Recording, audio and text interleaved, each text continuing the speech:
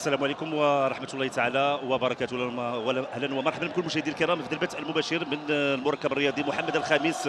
كالعادة بأرقام قياسية، كما أن فرصة للفريقين لانتزاع بطاقة المرور للدور النهائي بهدف إنقاذ الموسم بالنسبة للفريقين ومحاولة الظفر بأمجد الكؤوس المحلية. صورة جميلة للمركب الرياضي محمد الخامس كما نتابع هذه الأجواء الحماسية، حضور الكبير لجماهير الفريقين، جماهير الوداد وجماهير فريق الرجاء. الوداد صور مدينة الدار البيضاء التي تعيش هذا الحدث الكروي المتميز كما ذكرت بين فريقين كبيرين بقيمة الوداد والرجاء. إذا صعود الفريقين إلى أرضية الملعب، تابعنا إثارة وتشويق على مستوى المقدمة خصوصا بين الجيش والوداد. مواجهة كما ذكرت لقاء الديربي خصوصا في منافسات كأس العرش، يحضر فيه الضغط النفسي لقيمة الفوز في لقاء الديربي، وهي تختلف يعني هذه المباراة من حيث التعاطي معها مقارنة مع باقي المباريات واللقاءات. أمامنا الناخب الوطني وليد الكراكي وإلى جانبه رشيد بن محمود اللي كيحضروا من أجل متابعة اللقاء ومتابعة هذه المواجهة. نتابع هذا الحضور الجماهيري الكبير، جماهير الوداد وجماهير الرجاء دائما تخلق الحدث.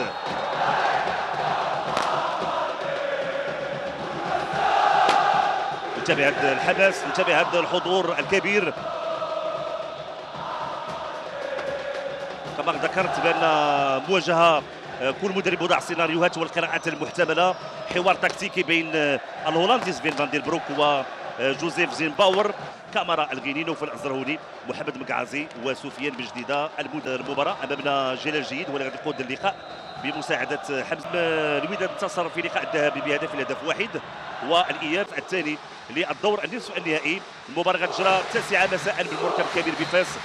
دائما هناك ابداع والدفء اللي كيرجع للمدرجات وصناع الفرجه. دائما كنقولوا الفرجه مضمونه في انتظار ما ستجود به الاقدام فوق المستطيل الاخضر. نتمنوا ان اللقاء يقدم ما منتظر منه، كذلك انه تكون هناك روح رياضيه، ابتعاد عن كل ما يخدش الروح الرياضيه والاستمتاع باجواء وحماس ومتعه كره القدم. كره لفائده فريق الوداد، جلال الدودي لامين ابو الفتح، المدرب اللي سبق له اشتغل بالدوري اليوناني ومنتخب الكاميرون وزامبيا وسيمبا التنزاني. مشات كره في الجهه اليسرى فائده فريق الرجاء. محمد زريده، هذه فرصه داخل منطقه الجزاء، تسديده وفرصه وتدخل يوسف المطيع مره اخرى، تسديده تدخل الدفاع والكره في الزاويه. فرصه لفائده فريق الرجاء، 13 دقيقه انتظرناها لمتابعه اول تهديد للفريق الاخضر. محاوله قويه، نتابع من جديد هذه الفرصه، تسديده وتدخل الحارس يوسف المطيع. ترجع الكره مره اخرى لمحمد زريده، هذا المره ارسل زولا هو اللي بعد الكره. محاوله كانت ممتازه في البدايه بواسطه سفيان بجديده. اذا الزاويه نوفل الزروني تلعبت كره فوق المرمى. محاوله كان ارتقاء ديال روجر اولو، الكره كتمشي فوق مرمى الحارس يوسف المطيع. الرجاء الان اكثر خطوره على مرمى الحارس يوسف المطيع. تابعوا من جديد الركنيه،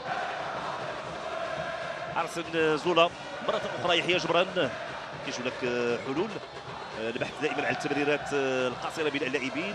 ايمن الحسوني وتمريره خاطئه، هذه فرصه لهذا فريق الرجاء، مرتد هجومي. محمد زريده شادي بن زريده، الهدف، هدف اول لفائده فريق الرجاء، هدف اول لفائده الفريق الاخضر. محمد زريده تمريره من الجهه اليسرى، كره اعتقد من لمسات ارسن زولا على الشباك. هدف اول لفائده فريق الرجاء، مرتد هجومي، كانت تمريره خاطئه من ايمن الحسوني. لاحظوا محمود بن تيك او محمد زريده اخذ الكره بطريقه ممتازه، يمرر. كان البحث على اللاعب والمهاجم سفيان بن جديده، الكره اللي لمسات ارسن زولا وعلاقات الشباك. هدف اول لفائده فريق الرجاء. لاحظوا التدخل ديال يوسف المطيع، ولكن السرعه باش كان جاي ارسن زولا، الكره كتلمس الرجل ديالو، وبالتالي بنيران صديقه. امامنا الناخب الوطني وليد الكراكي ورشيد بن محمود. كل ما كان هناك تنافس على مستوى المركز فما يمكن الا يكون في صالح الفريق. هشام بن سفيان مشات كره في الجهه اليمنى، تمريره طويله من جلال الدودي عند اللاعب بوليسامبو جونيور. فرصه تسديده مرت جانبا. اذا كيظهر المهاجم السنغالي بوليسامبو جونيور خدا الكره بطريقه ممتازه يسدد، ولكن التسديده ديالو مشات جانبا. اعتماد على روجر اهولو وكاميرا مستوى الوسط. لعبت الكره طويله الراسيه ديال امين ابو الفتح، وصلت الكره ليحيى جبران لايمن الحسوني تمريره في الجهه اليمنى، فرصه لفريق الوداد، تمريره فرصه هدف. بوليسامبو جونيور كان بامكانه يوضع الكره في الشباك. فرصه لفائده فريق الوداد، تمريره ممتازه من هشام بوسفيان من الجهه اليمنى لبوليسامبو جونيور اللي ما كان عليه انه يوضع الكره في الشباك، ولكن الكره ديالو مشات فوق المرمى.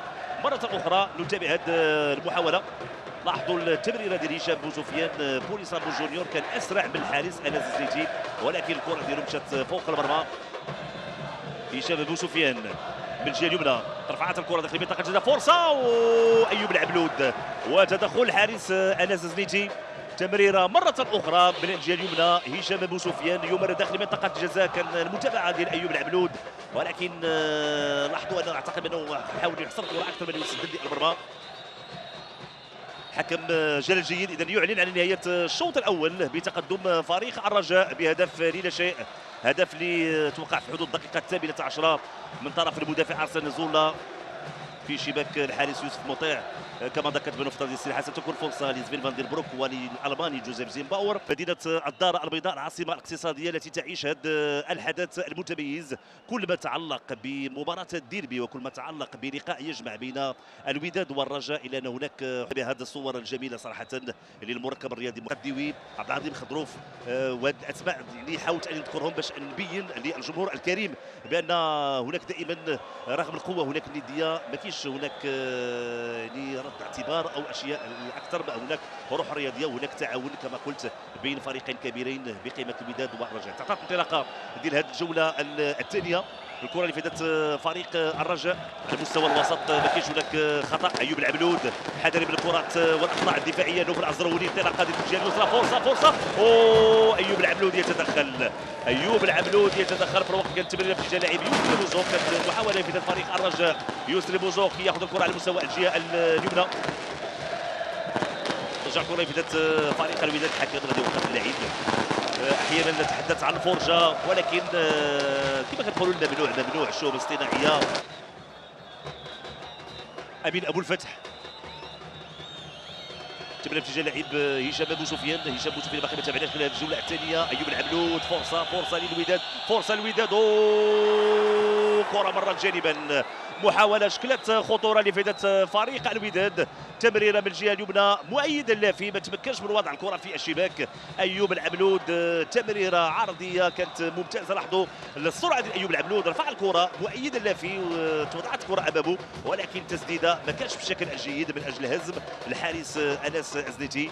فرصه سانحه للتسجيل لفائده فريق الوداد تضيع. حيمود كيلعب الكره في الجهه اليمنى مره اخرى عند بادي اوك عنده من الثروه البدنيه، رفعت كره داخل منطقه الجزاء، فرصه مرات الكره من امام ايوب العبلود.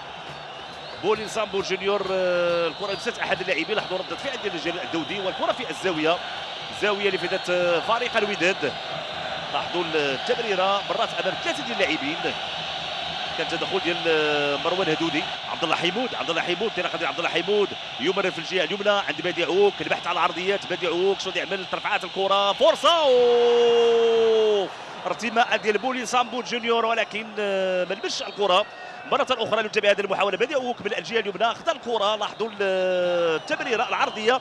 بوليسامبو جونيور يعني لاحظوا الارتماء.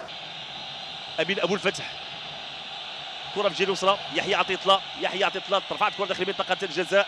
البحث على بوليسامبو جونيور، روجر اهولو ثم بولكسوت فقط عند بادي عوك رفع الكرة داخل منطقة الجزاء. الرأسية ديال مروان هدودي والحكم المساعد رفع الراية. هي فرصة للاعبين ديال فريق الرجاء انه يلتقطوا الانفاس صراحة. ضغط كلي. يحيى عطية الله لعبد الله حيمود، كرة خارج ارضية الملعب والحكم يعلن على نهاية المباراة. بتأهل فريق الرجاء للمباراة النهائية. هدف لا شيء نتيجة اللقاء، هدف أرسن زولا اللي تسجل في حدود الدقيقة 18 ضد المرمى. الرجاء اللي سمت خلال الشوط الثاني كانت استماتة كبيرة. فريق الوداد حاول بكل الطرق الوصول لمرمى الحارس انس زيتي، ولكن اصطدم بدفاع قوي يقوده الالماني جوزيف زيمباور الذي ينجح في اول ظهور له رفقة فريق الرجاء في تسجيل نتيجة ايجابية في مباراة الديربي والوصول للقاء النهائي. هنيئا لفريق الرجاء الرياضي البيضاوي، حظ اوفر صراحة لفريق الوداد اللي قدم مباراة كبيرة، مباراة كانت مثيرة. يمكن نقول بأن الفريقين قدموا طبق كروي يليق وسمعة كرة القدم الوطنية وكرة القدم المغربية، يليق وسمعة خصوصا أغلى المنافسات المحلية منافسات كأس العرش. نتابع هذه الفرحة خصوصا الجماهير ديال فريق الرجاء. إذا هنيئا لفريق الرجاء، حظ أوفر لفريق الوداد. إذا بهذه الصور فرحة ديال فريق الرجاء.